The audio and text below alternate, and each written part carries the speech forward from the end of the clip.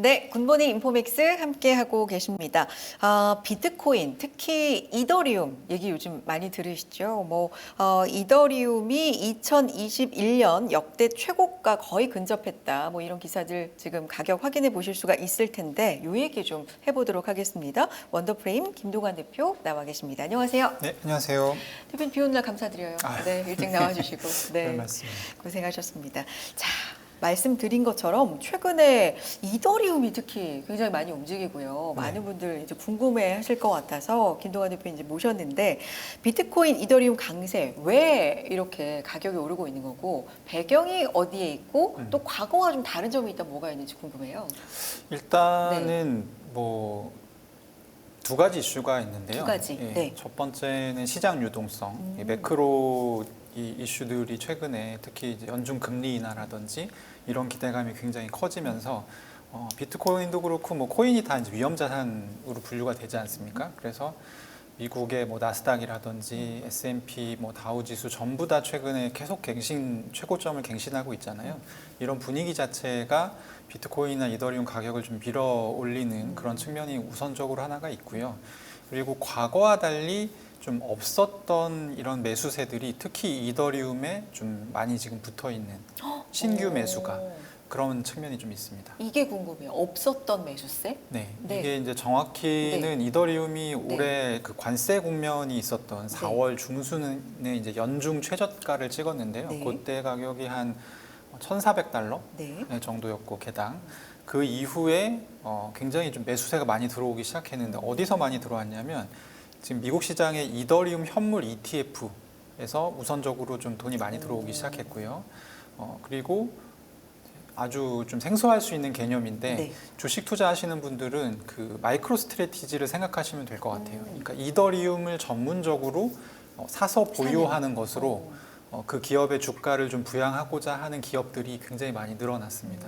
그래서 이제 이 섹터가 생겼어요. 그러니까 이더리움을 사서 모은다. 네네. 기업이. 이더리움도 네. 있고 사실 네. 지금은 이더리움 말고 리플도 있고 솔라나도 있습니다. 그래서 디지털 자산을 사서 트레저리라고 하죠. 보유를 하는 그런 전략을 가진 이 기업의 섹터가 생겼어요. 이게 DAT라고 부르거든요. 네.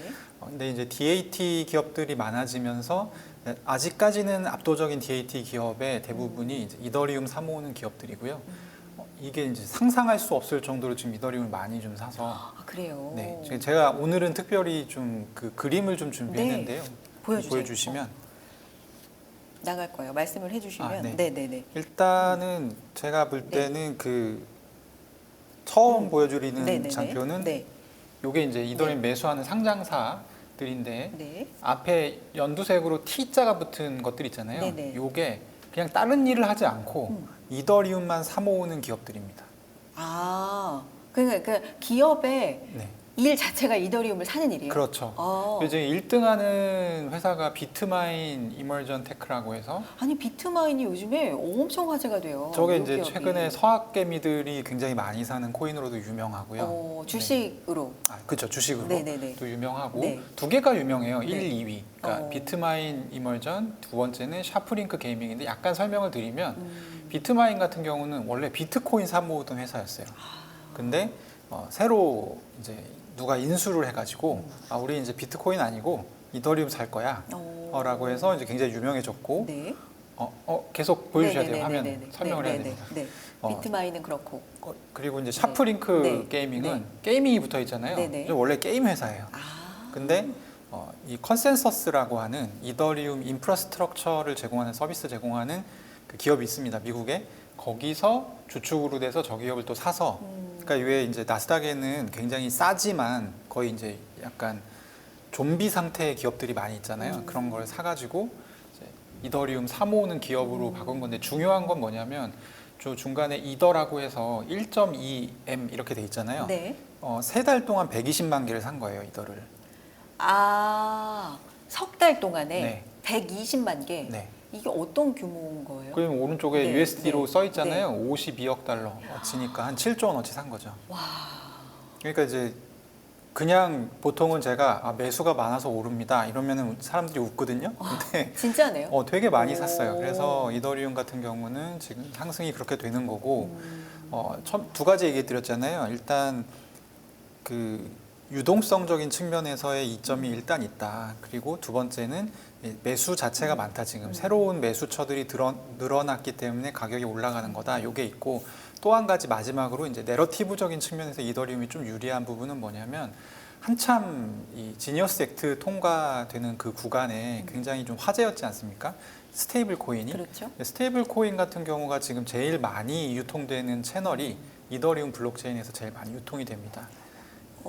요게 약간만 쉽게 설명해 주세요. 아. 이더리움 유통 채널에서 그러니까 네. 이 스테이블 네. 코인이 거래가 되고 네. 이제 손바뀜이 일어나고 네. 유통이 되기 위해서는 블록체인 위에서 그게 돌아다닐 수가 있는데 환경이 환경이 그게 제일 많이 돌아다니는 게 이더리움 블록체인 위에서 돌아다니고 이게 어떤 의미가 있냐면 결국에 제가 앵커님한테 네. 뭐 스테이블 코인을 네. 주거나 네. 결제를 하거나 네, 네. 그러면 수수료가 발생하잖아요. 그렇죠. 그 수수료를 이더리움 같은 경우는 이더리움으로 수수료를 내게 돼요.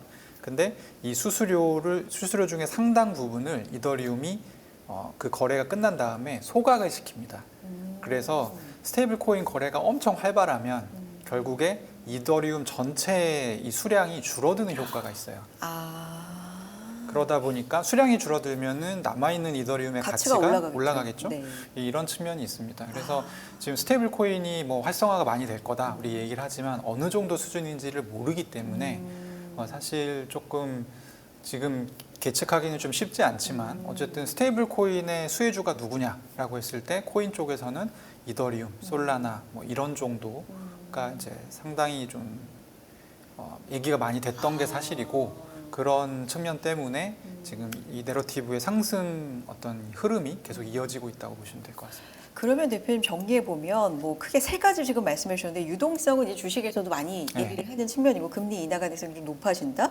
두 번째 실제로 이더리움을 많이 산다. 네네. 큰 손들이 특히 기업들이 뭐 석 달 동안에 보면 엄청 샀다. 뒤에서도 말씀해 주셨지만 비트마인이 대표적인 이제 기업이고 실제로 정말 많이 산다. 세 번째 왜 사냐를 보면 스테이블 코인 환경이 이제 이더리움 블록체인 기반에서 이게 거래가 이루어지는데 거래가 활발할수록 이더리움 수량이 줄어든다. 네. 그래서 가치가 올라간다. 그래서 산다. 이게 이제 인과관계가 있는 거예요. 그렇죠. 어느 정도는 인과관계가 있다고 할 수 있고 네. 한 가지를 제가 빠뜨렸는데 스테이블 코인뿐만 아니라 지금 최근에 RWA라고 해서 네. 월가에서 굉장히 관심 많이 가지고 있는 분야가 있거든요. 네. 그러니까 말하자면 채권이나 어떤 부동산 같은 걸 토크나이즈드해서 블록체인 위에 올려서 거래를 하는 방식인데 이게 뭐 블랙록이라든지 이미 많이 선점을 해서 들어와 있어요.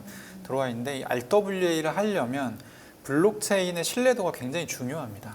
근데 이더리움 같은 경우는 지금 10년 동안 한 번도 블록체인이 멈춘 적이 없기 때문에 최근에 이제 그게 10년이 됐거든요. 그러니까 상징적인 어떤 의미가 좀 있는데 그런 측면에서도 그러니까 솔라나 같은 경우는 굉장히 많이 멈췄거든요. 블록체인이 인기 있는 블록체인이지만 근데 이제 기관들이 사용하기에 좋은 블록체인이다라는 이제 얘기들이 있고 이 얘기를 제가 하는 게 아니고 네. 아까 얘기했었던 이제 비트마인이라는 회사에 이사진으로 톰 리가 들어가 있어요. 그래요. 예, 월가의 이제 투자 구루 중에 한 네, 명으로 꼽히는데 그 사람이 이제 굉장히 뭐 CNBC 이런 방송 나와가지고 자기가 왜 이더리움을 선택했냐면 이러면서 이제 막 썰을 풀어줍니다. 그러다 보니까 이제 미국에 있던 주식하는 분들이 지금 이더리움 막 사고 있는 거예요. 그게 ETF 매수로 나타나는 거고 사실 최근 같은 경우는 비트코인 현물 ETF로 들어오는 일 순유입 자금보다 이더리움 ETF로 들어가는 자금이 더 많습니다.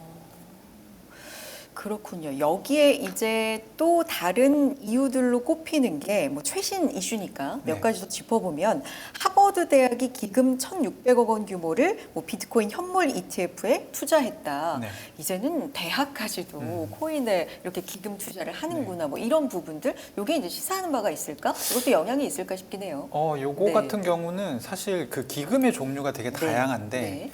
저번 분기 기준으로 미국에 존재하는 모든 기금이, 그러니까 모든 종류의 기금이, 사학기금도 있고 여러 가지 있을 거잖아요. 모든 종류의 기금이 비트코인 현물 ETF 투자를 했어요.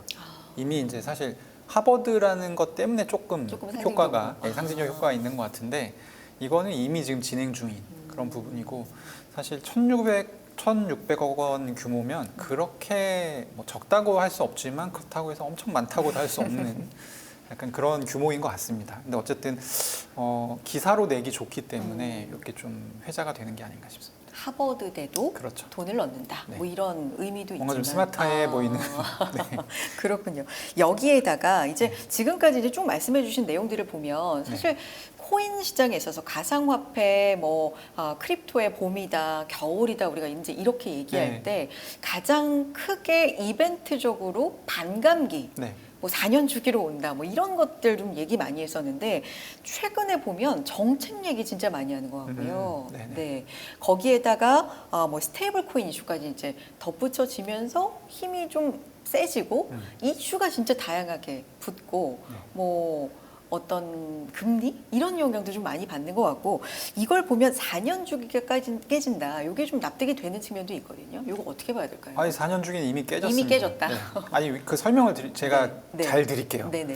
왜 4년 주기였냐면 이전까지는 이 암호화폐 업계, 암호화폐 이 생태계에서 제일 영향을 크게 주는 이벤트가 비트코인의 반감기였어요. 왜냐하면 비트코인이 압도적으로 영향력이 큰 암호화폐고 그게 4년이다. 그렇죠. 이제 반감기라는 거는 이 비트코인의 블록체인 채굴 보상이 네. 채굴 보상량이 절반으로 줄어드는 이벤트이기 때문에 그러면 시중에 풀리는 비트코인의 수량이 절반으로 줄어든다는 거잖아요. 그렇기 때문에 가격적인 측면에서 가장 큰 이벤트였던 거예요. 근데 지금 같은 경우는 절반 이렇게 계속 줄어가지고 원래는 비트코인 채굴 보상이 50개였습니다.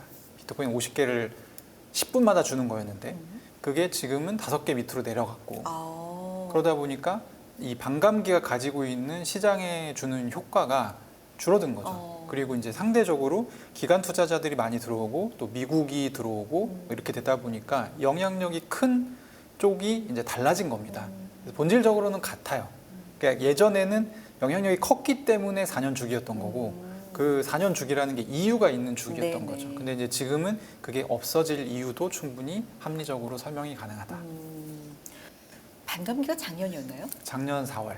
작년에 반감기 얘기 저희 시간통에서도 이제 많이 했는데 네. 얘기 많이 했던 거에 비해서 그리고 시장의 관심에 비해서 정말 그 위력이 좀 떨어졌다 싶기는 그렇죠, 했거든요. 그렇죠. 네. 말씀하신 그 이유들이 좀 있나 봐요. 네. 그 반감기 이외에도 중요해진 이슈가 이제 너무 많다. 그렇죠. 뭐 이런 거죠. 네. 네.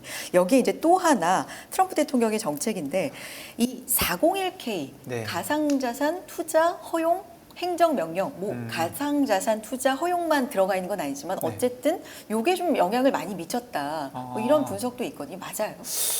안 맞습니다. 아니에요. 왜냐하면 오. 401k 투자는 이전부터 가능했어요. 그러니까 투자가 못하게 되던 게 된 게 아니고 이전에는 근데 401k를 투자하려면 정말 많은 경고문을 봤어야 됐어요.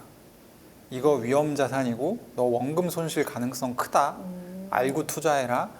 정말 다양하게 말을 바꿔 문구를 바꿔가면서 경고를 계속했어요. 그게 이제 바이든이 말하자면 지침처럼 내려서 그러니까 이래도 진짜 할 거야? 그렇죠. 또 위험한 거야? 이런 허들들을 계속해서 좀 그렇죠. 놨던 거군요. 그렇죠. 이제 미국 사시는 분들한테 얘기를 들어보면 401k를 직장 다니는 분들은 다 하거든요. 그래서 자기는 비트코인 아니까 나는 비트코인 ETF 하겠다라고 하면 정말 많은 이 경고문을 스킵해야 되고 근데 물론 달라진 건 뭐냐면 이 경고문들이 좀 사라지고 그리고 사실 이제 한국도 그렇지만 주식에 관심 없는 사람들이 미국에 더 많거든요. 이런 사람들은 주로 401k 매니저들이 있어요. 거기서 추천해주는 주식을 삽니다. 보통 이제 우리가 우량주라고 부르는 것들. 근데 이제 그런 사람들이 추천을 함부로 못하죠. 경고문이 그렇게 많으면. 그래서 이게 저변이 확대되는 효과는 분명히 있습니다. 분명히 있고. 근데 최근에 이제 행정명령이 나왔잖아요. 이제 가상자산을 포함하는 식으로 그렇죠. 401k 대체 투자를 좀 넓히는 식으로 이제 행정명령이 나왔는데 이 효과 자체는 솔직히 말하면 아직 없다라고 봐야 됩니다. 그러니까 뉴스가 나왔을 뿐 그리고 401k가 이렇게 나오면 이제 그들도 뭔가 추천하고 401k 대부분 이제 직장에서 운영하거든요. 그렇기 때문에 이거를 어떻게 이제 내부 규정을 마련할 건지 이런 부분들이 좀 복잡하다고 해요. 그래서 한 6개월 정도는 걸린다고 합니다. 그래서 실제로 매수세가 들어오는 건 몇 개월 후다. 그래서 아직 이 효과 자체는 나타나지 않았다고 봐야 됩니다. 근데 대표님 돈이 직접 들어오는 효과는 아직 좀 멀었다고 봐도 심리가 워낙에 중요한 시장이니까 그렇죠. 그런 영향은 있지 않았을까요? 그런 영향은 확실히 좀 있었던 것 그래요? 같은데 근데 왜냐하면 이 얘기를 저만 아는 게 아니라 시장에 있는 분들도 다 알거든요. 401k가 원래 됐다라는 거를 다 알아요. 그래서 그러니까 사실 그게 기분이 좋은 효과는 분명히 있다 생각하는데 그게 비트코인 가격을 막 이렇게 쭉 밀어 올릴 정도의 거는 저는 아니라고 생각합니다. 아까도 이제 저희가 초반에 시작하면서 비트코인 얘기로 시작한 게 아니라 이더리움 얘기로 시작했기 때문에 그만큼 이더리움이 최근에는 비트코인에 비해서 진짜 상승세가 좀 좋다. 네. 상승폭이 아주 높았다. 뭐 이런 건데 뭐 4년 만에 2021년 기록 역대 최고가 격차를 좁혔다는데 이게 이제 달러 기준이고 우리 기준으로는 넘어섰다. 아까 네, 이런 이미 얘기도 해주신 일요일에 것 같아요. 돌파했습니다. 네, 그래요. 네. 우리 원화 기준으로는. 기준으로, 네. 요거는 지금 아까 말씀해주신 뭐 DAT 기업, 이더리움만 적극적으로 사들이는 기업이 늘어났고 이들이 매수하는 게 진짜 많다. 이제 이런 부분인데 요거 조금만 더 자세하게 급등의 배경, 이더리움에 관련된 어떤 이슈가 있는 건지 조금 더 풀어서 설명해 주세요. 이더리움 같은 경우는 그러니까 이게 제가 볼 때는 그 아마 이렇게 미국 주식 투자하시는 분들은 MSTR 다 아실 거예요. 워낙 화제가 됐던 주식이고. 그러니까 마이크로 스트래티지라는 주식인데 네. 비트코인을 전략적으로 매수하는 걸로 사실 주가가 굉장히 많이 올랐고 그렇죠. 제가 생각할 때는 이 투자하시는 분들 또 금융 쪽에는 각인 효과라는 게 있는 것 같아요. 그래서 내가 저걸 샀는데 먹었어 결국에 이득을 봤어. 그러면 유사한 게 또 나오면 거부감이 굉장히 사라지는 그렇죠. 측면이 있죠. 근데 비트코인 자체가 가상자산을 보유하는 BM으로 이득을 많이 받고 원래 본업 자체로는 적자 기업이었거든요. 근데 지금 뭐 좀 있으면은 S&P 500도 들어갈 것 같고 이미 나스닥 100에는 들어갔고 상당히 성공을 거뒀죠. 그렇기 때문에 지금은 이더리움 자체에 대한 관심도 굉장히 높은데 이 기업의 주식을 매수하는 거에 대한 관심이 굉장히 높습니다. 그러다 보니까 이 기업은 주가가 올라가면 그걸 담보로 이제 돈 펀딩 마련해가지고 또 그걸로 이더리움을 사거든요. 약간 이런 구조예요. 그래서 지금은 이 상승압이 굉장히 이런 어떤 구조가 돌아가다 보니까 초기다 보니까 상승이 굉장히 강하게 나오는 거고. 그럼 요거는 새로운 자금이라고 봐야 돼? 아니면 비트코인 자금이 이동을 하는 거라고 봐야 돼요? 새로운 자금이라고 봐야 돼요. 그래요? 주식 자금이 이렇게 들어왔다고 봐야 돼요. 왜냐하면 지금 이 친구들이 어떤 식으로 하고 있냐면 일단 주가가 올라가면 그거를 증자를 해요. 그래서 펀딩을 해서 그걸로 또 사요. 또 이더리움을. 그럼 주가가 또 오르잖아요. 그러면 또 사요. 이런 방식이니까 그러니까 사실은 주식 시장에서 온 자금이라고 봐야 되고 원래 이제 크립토 시장에서 순환이 돌아가던 거는 비트코인 가격이 올라가면 이걸 팔고 이더리움을 사고 그러게요. 약간 이런 건데 네네. 그러니까 이더리움 가격이 절대 먼저 올라갈 수가 없는 구조죠. 근데 최근에 나타나는 현상이 뭐냐면 비트코인은 굉장히 부진하거나 아니면 횡보하고 있는데 이더리움 막 하루에 3%, 5% 상승하는 경우가 많거든요.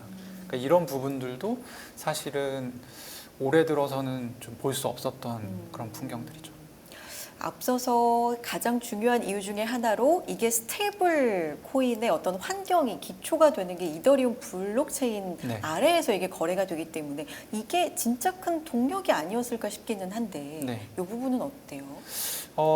이거는 근데 네. 좀 봐야 됩니다. 그래요. 그러니까 이 위에서 거래가 되는 네. 양이 얼마인지 그리고 사실 지금 1회 거래를 할 때 이제 이더리움 조금 이제 전문적인 얘기를 할게요. 이더리움이 레이어 1이라고 불러요. 레이어 1이라는 거는 가장 위에 있는 레이어라는 거죠. 층. 네. 그리고 이 레이어 1을 얘기하는 이유는 레이어 2가 있어요. 그 층이 뭐예요? 이 층이 뭐냐면 이더리움 위에서 거래를 시키면 네. 지금 수수료가 한 0.5에서 1달러 사이 정도가 나옵니다. 네. 그러면 좀 비싸잖아요. 수수료가 싸다는 느낌보다는 그러면 1달러짜리를 결제할 수는 없겠네라는 생각이 들지 않습니까? 그러니까 1달러 밑에를 거래하기 위해서는 수수료가 훨씬 싸야겠죠. 그러니까 요 이더리움 레이어 1의 블록이 거래를 이렇게 이제 확정해주는 역할을 하는데 레이어 2에서 한꺼번에 이런 결제 데이터를 묶어가지고 올리는 거예요. 레이어 1으로. 이런 구조예요. 그래서 레이어 2에서 이 거래를 하면 뭐 몇 원 정도의 수수료밖에 안 나와요. 그러니까 약간 지금 어렵긴 한데 네. 이 개념이 어쨌든 수수료를 낮추는 네. 개념이네요. 네네. 레이어 2로 가서 이 얘기를 이걸 하는 이유가 원으로, 뭐냐면 지금 앵커님 질문 네. 자체가 네. 아니 이더리움 레이어 1인 이더리움 위에서 스테이블 코인 거래가 엄청 많아진다 하면 이더리움이 엄청 돈 버는 거 아니냐 이 질문이잖아요. 근데 이게 그렇게 간단하지는 않고 거래가 굉장히 많아지게 되면 우리는 레이어 2라는 걸 쓸 수밖에 없습니다. 그래서 이 수수료 수입이 늘어나는 데는 한계가 있어요. 그렇잖아요. 이 수수료가 비싸면 사실 이 블록체인 누가 쓰겠어요.